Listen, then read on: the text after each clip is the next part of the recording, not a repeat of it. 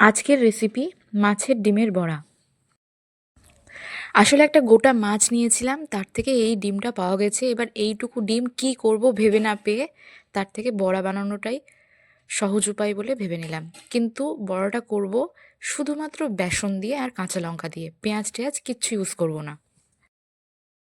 তার জন্য প্রথমে এখানে 4টে কাঁচা লঙ্কাকে কুচি করে কেটে নেব। এরপর একটা বড় পাত্রের মধ্যে মাছের তেলটা ঢেলে নেব, তাতে আমার মাখতে সুবিধা হবে।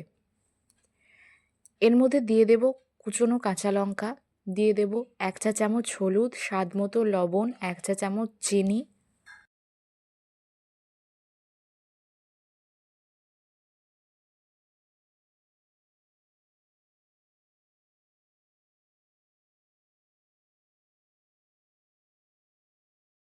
তারপর দিয়ে দেব পরিমাণ মতো বেসন, আর ক্রাঞ্চিনেসের জন্য একটু দেব কালো জিরে, আর দিয়ে দেব একটু খাবার সোডা, একদম সামান্য পরিমাণে।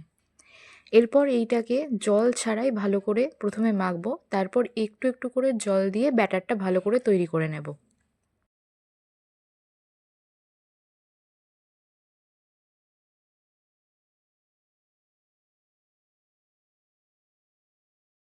ফ্রিজের জল দিলে ব্যাটারটা আরও ভালো হয় আর বড়াগুলো আরও মুচমুচে হয়। ততক্ষণে আমরা এদিকে কড়াইয়ে তেল দিয়ে দিয়েছি। এরপর নিজেদের পছন্দ মতন শেপ দিয়ে কড়াইয়ে ছেড়ে দেবো এক এক করে। আর বড়াগুলো ভাজার সময় কিন্তু হালকা মিডিয়াম ফ্লেমে রাখবো, যাতে ভেতরটা কাঁচা না থাকে।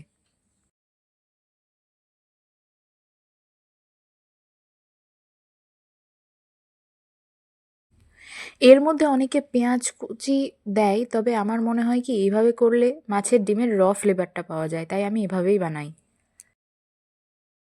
এক পিঠ ভাজা হয়ে গেলে উল্টে দিয়ে আর এক পিঠও লাল করে ভেজে নেব।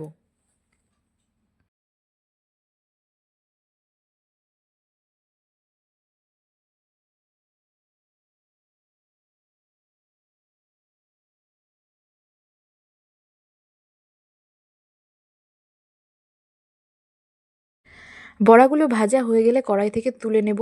এর মধ্যে একটা মাছের তেলও ছিল, সেই তেলটা দিয়েও বড়া বানিয়ে নেব। মাছের ডিমের বড়া খেতেও যেমন ভালো লাগে, মাছের তেলের বড়া খেতেও কিন্তু সেরকমই ভালো লাগে।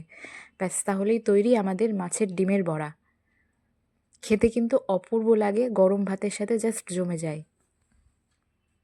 এই রেসিপিটা খুব সহজেই বাড়িতে বানানো যায়, তাই একবার ট্রাই করে দেখতে পারেন।